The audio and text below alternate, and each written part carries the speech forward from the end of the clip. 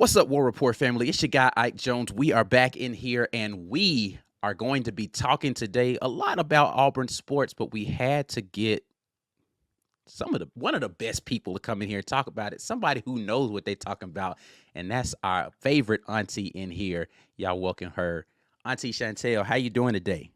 What's going on, nephew? I'm good. You listen, man. Thanks for having me. I appreciate it. I appreciate it. I know you have a busy schedule out here doing your thing, but had to get you back in here because, and you already got it right there on the shirt.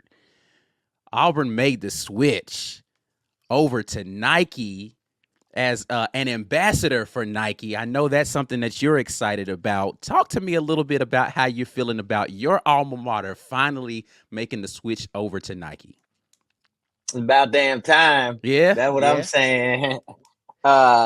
I only wish we wore Nike when I was playing. yeah. I think that the partnership with Under Armour was amazing, and obviously we'll still do it, through this year. But Nike just feels Auburn. You know what I'm Yeah. saying? And Auburn just feels Nike, and I'm so proud of you know, everyone who was involved. And I know there was probably a lot of negotiations and but at the end of the day, look, I think that Nike is the best sports company in the world.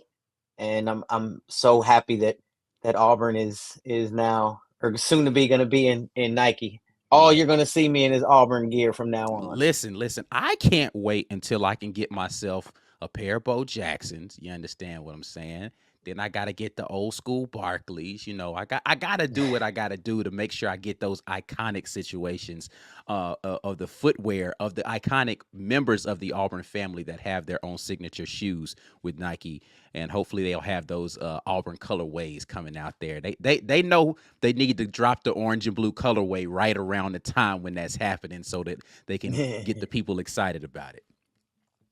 And the good thing about that is Nike knows what they're doing. Yeah. And so, I think it's going to be a great thing. Like I said, I'll be one of the first to be excited to wear that orange and blue with that swoosh. Yeah, yes, indeed. Well, I'm definitely excited with you as well. But let's talk about, we know the Nike partnership is happening, but let's talk about the people who are going to be wearing those uniforms. You keep up with Auburn sports, and you are noted as a big football fan. So I'm going to start the conversation with football. I know you played basketball, but you said football is your thing. So let's start out there on the Fair gridiron enough. and talk about Auburn football and season one under Coach Hugh Freeze in the books. What were your thoughts about how season one went on the Plains with Coach Hugh Freeze? It wasn't surprising. I'm not one to mince my words, and That's why so we're here. I don't Let's think talk it's a about it. it's a I don't think it's a secret that Hugh Freeze came into a mess. Mm, It was a stone cold mess over the last uh, coach's tenure.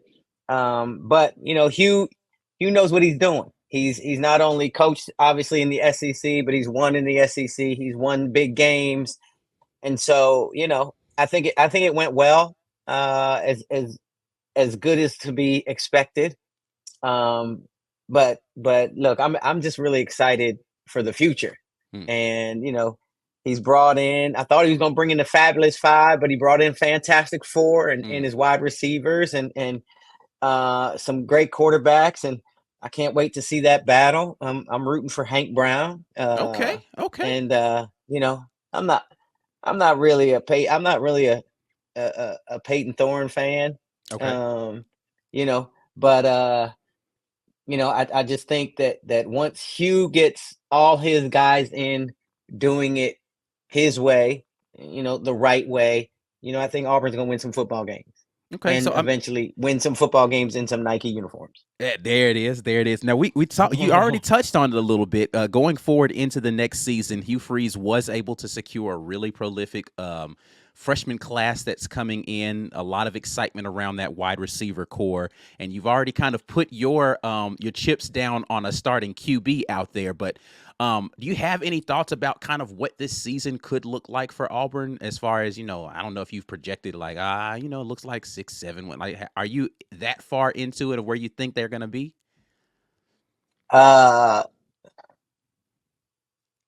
I think we win 8 games. 8 games is a respectable amount, though. Okay. I think we win 8 games. You know, even look, Cam Coleman is amazing, He right? is. That freshman wide receiver class is amazing, but at the end of the day, they're still freshmen, Right. and you're still freshmen playing in the SEC. I think that Alabama has become less daunting Mm, now that Coach Saban is gone, and so I think there's a psychological advantage there. right. But yeah, I see 8. Anything better would be icing on the cake. Um, I wouldn't be surprised to win 7, but Okay. I do think we get to a bowl game, and I Mm, think we build on a little bit more. Yeah, I think Jarquez has an amazing year this year. okay. Um, I worry about the front 7 on defense, and still worried about that offensive line. So we'll see. Yeah. Yeah, I listen. They've done some recent additions to that front 7 through the transfer portal over the last couple of days. So hopefully that will pay some dividends coming here in the future. And I'm excited about DJ Durkin as the defensive coordinator. I think that he's going to be able Absolutely. to revolutionize what that defense has been able to do, which has been a solid defense. But I think that they need to take a step towards dominance in the next couple of seasons. I All think right. I'll tell you this though, Mm, Asante, yeah. he's going to be he's a dog, and Yeah. Absolutely. I'm so glad that he came back, and but we lost some tough ones, right? And Marcus and DJ James, and we lost some big pieces last year, and For so sure. I think early on it's just gonna be how well Coach Durkin and Coach Freeze can get that defensive front 7 to mesh. I mean the whole defensive side of the ball, get us to mesh, and then see if Peyton can really throw that thing, and if he can't, make the leash short, Coach Yeah. Freeze. Make the leash short, and if you can't do it, you got Walker White and Hank Brown in there that can slang that thing, and that's Right. what we need. Yeah, absolutely. Got to have a guy that's able to get in there and deliver it to all. The weapons don't matter if you can't get the ball in their hands. So, absolutely need to Absolutely. have a guy who can do that sort of thing. BetUS, America's favorite sportsbook and casino. Live betting and racebook. We're celebrating 30 years with a historic offer. A 125% sign-up bonus on your first 3 deposits. Plus 10% gambler's insurance. Get started today. BetUS, where the game begins. We are in here talking with the good doctor, Auntie Chantel. Appreciate you jumping in here with us today, talking a little bit about Auburn sports. Let's pivot over to the hardwood a little bit, though, and we'll start with men's basketball because, the end of the season, not ideal for Auburn men's basketball. What are your thoughts on kind of where that program is right now and just kind of how last season went? You know, we we had a good season. Mm-hmm. I think we lost a couple games we shouldn't have lost. Agree. Um, I think we got an absolute horrible, probably the worst uh 4 seed, right? Right. In the history of the NCAA tournament. I think it would have been tough anyways. I always felt as though UConn was the best team in the country. Yeah. So it would have been tough. But, Bruce had the team playing really well towards the end of the season. Um, I think with the ejection, that hurt. But yeah, obviously disappointed at the end of the season. I don't think we would have gone much further. Maybe a game.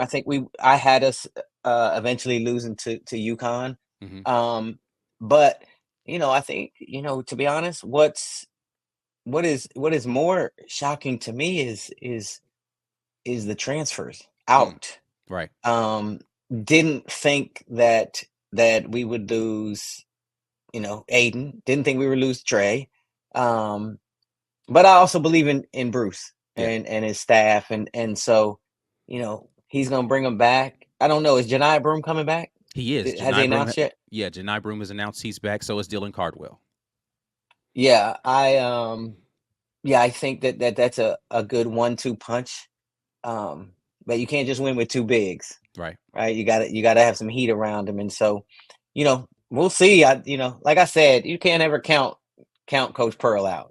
Yeah, no, he's done some good things already to convince Janai to come back, to get Dylan Cardwell to come back. JP Pegues, the transfer over from Furman, is in the fold. So looking forward to seeing what Auburn men's basketball can do this upcoming season. Got some good pieces coming back for the next year. I love Denver Jones. I love Chad Baker-Mazara. I love the prospects of what you have with Chaney Johnson there. And then there's some talented freshmen coming in this season. So hopefully that's been kind of the disappointing thing, I'd say, over the last couple of years. The freshmen that have come in highly touted just haven't really performed up to the level of which you'd want them to, based upon where they came in with the expectations. But hopefully this year will be different. I like those two young men that they've got coming in this next season. All right. Let's pivot over to the game in which you played, which is women's basketball. And Coach Johnny Harris got Auburn women's basketball into the play-in game for the NCAA tournament. So steady progress for Johnny Harris and the women's basketball team. What are your thoughts on where the Auburn women's basketball team is right now? I love what Coach Harris is doing. She had a really good squad. Injuries, but honesty, Scott Grace, I mean, Hooper, obviously now with the Mystics and I like the trajectory of the program. It's not going to be overnight. Right. Folks keep thinking about, back in the day when we played and at the end of the day, when you have a program that played in 3 national championships, no matter how long ago it was, there's always big expectations. Right. Those trophies are always sitting in the hallway, and the pictures are up and things like that. But Coach Harris has done an amazing job. She has great recruits coming in. I think that the team next year will be faster. I think a lot more. I see a lot of athleticism in her teams. Again, Auburn, I I had us losing against Connecticut anyways. Felicia Leggett, the coach at Syracuse, I was talking as much trash as I could. And unfortunately, obviously, we fell to them. I was looking forward to her wearing an Auburn t-shirt. But, I love where the program's going. She's putting a lot into recruiting and getting some butts in the seats. Yeah, I'm excited to see where they go next year. Yeah, I mean, listen, I don't know if you've seen, but Talia Scott is coming over to Auburn from the transfer portal. Did you get an opportunity to watch her at all last year at Arkansas or in high school? Absolutely. Yeah. Absolutely. Thoughts on Talia Scott? Baller. Losing honesty, we needed a hooper to come in. Yeah. And she was highly coveted, both out of high school and coming out of Arkansas. So big get for Coach Harris. I'm excited to see her play. I'm excited to see her mesh with the squad and we're fairly young last year. Right. And so I'm really excited. I'm really, really excited to see where she takes this program. Yeah, I'm definitely excited about the trajectory of Auburn women's basketball. Now, women's basketball as a whole, you said Coach Harris has done a good job of putting people in the seats there inside of Neville Arena for women's basketball. Women's basketball has gotten more popular overall, and a little bit. Yeah, more popular. Still got some work to do, but you got people have to just kind of recognize the contributions that people like yourself have brought to the women's basketball game to improve the popularity. What are your thoughts on just kind of the space of where women's basketball is overall right now? I do like the space, in that people are watching. You cannot take any credit away from what Caitlin Clark has done for women's basketball, especially at the collegiate level. Remains to be seen what she does in the WNBA. Right. I'm old school, so we're going to have to see what she does. Right. But there's no denying that the media, the country, fell in love with her this last year. Mm-hmm. I do think it's important to also recognize, if you're going to recognize greatness and you're going to hype up greatness in Caitlin Clark, then my only thing is that we as a society and the media is that we recognize greatness everywhere. We Right. recognize a team that lost all 5 starters to the WNBA last Right. year, turned around and went undefeated and won a national championship. And I don't think they were talked about enough. Hmm. I just, we had a freshman out there in at USC who actually broke Caitlin Clark's freshman scoring record. Hmm. I don't think that Juju was is a talked beast. about. Juju Watkins is going to be her. And I don't think that was talked about enough. But at the same time, like I said, Caitlin Clark was the best player in America last year, and she's an exciting player, amazing shooter, and I just it was fun to watch Iowa's run, but I also appreciate what Dawn Staley has done with the University of South Carolina team too. Yeah. No. Don Staley has reestablished the benchmark. You think about coaches like Pat Summitt that were just that was the gold standard for a while. Gino Auriemma was the gold standard for it. Don Staley is currently the gold standard for college women's basketball, and she's doing a phenomenal job at South Carolina. As a shooter yourself, I'm gonna put you on the spot here. As a shooter yourself, um, how do you think that your game would translate to today's basketball? I mean, because it's different than it was when you were hooping. Like, how would you translate to today's basketball with the ability that you have to shoot the basketball? Now, don't get it twisted. Like I can shoot from half court, Yeah. but in college and the league, I didn't shoot very much. Right. Probably wasn't a great shooter. Probably a better shooter now than I was then. Hmm. But with social media now, I'll tell you this: I'd be a multi-millionaire with some NIL deals. You know what? That's the But one thing I don't think that these young players understand is how to leverage themselves. Some have figured it right, out, but I don't think a lot of these players realize how much leverage they actually have with social media to be able to create their own. They're waiting on collectives and all this kind of stuff to be able to just give them money, and they've got the ability to leverage their own stuff out here a little bit better than what they're taking advantage of. But anyway, continue your thoughts. well, yeah, and to that also is it's important that young people today don't get so caught up in creating their moments that they're not actually living their moments. In other Mm, words, like don't get so caught up in trying to get NIL deals that you forget why you're in college. right, Like you're in college, you're in college to get an education, but you're there to play a sport. right. And so, if you're worried about out there making millions and you're not worried about making W's, Yeah. then that's an issue. They would definitely be talking about Auntie on social media if I was playing these days because I'd be talking so much trash. I would have wanted to guard Caitlin Clark. Mm. I would have when they announced the starting 5. I would have walked over at that point and started guarding her. Every time she walked to the bench, I would guard her all the way to the bench. I would say, "I'll see you in a minute when you come on back in." When she got to the scorer's table, as soon as she walked on the floor, I would guard her and talk a little trash to her. I like that energy. Absolutely. Like, but then off the court, I'd be like, "Yo, CC, let's go eat. Right. Let's go eat." And that's how it was back in the day. Like, no one talks trash. They say Angel Reese talks trash and Cardosa. And look, no one talks trash better than Cynthia Cooper, Hmm. better than Teresa Weatherspoon, Cheryl Swoops. And we all talk trash to each other. We try to take off each other's heads during the game. But we'll bow each other in the face.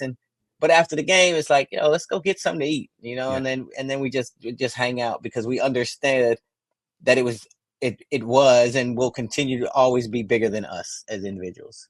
Yeah, absolutely. I think that's the thing that people from the outside aren't able to really grasp. Like they talk about the fraternity that's the NFL, the fraternity that's the NBA, but the sorority, I guess that's women's basketball. Like when you're in there, you understand what it is. Like, okay, between these lines, we don't have friendships, but outside of this, we're cool.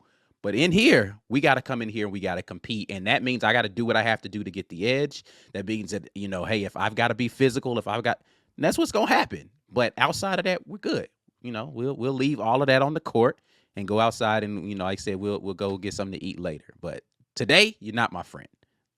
Nah. But I like that kind of energy. I like that energy for sure. All right. Well, listen, I told you I wasn't going to take up much of your time. I appreciate you giving me a few minutes of your time. Tell the people how they can keep up with all the things that you have going on, because you have a bunch going on. No, hey, come holler at me at on TikTok at Auntie Chantel, and on Instagram at Chantel Trem. I'm getting back to shooting more, and the people have been asking for it, and so I've started to give it back to them a little bit, and being challenged every day and meeting each challenge like I do, talking trash, like I told you, like I would have if I was still playing, and so. Now, instead of talking on the court, as a 19-year-old college student, I'm talking trash as folks' auntie, as this old woman out here trying to play basketball still. I hear you. Well, I definitely, again, appreciate you giving me a little bit of your time today, and we'll look forward to Dr. Tremitiere in the Auburn Nike jersey soon to come at an Auburn event near you.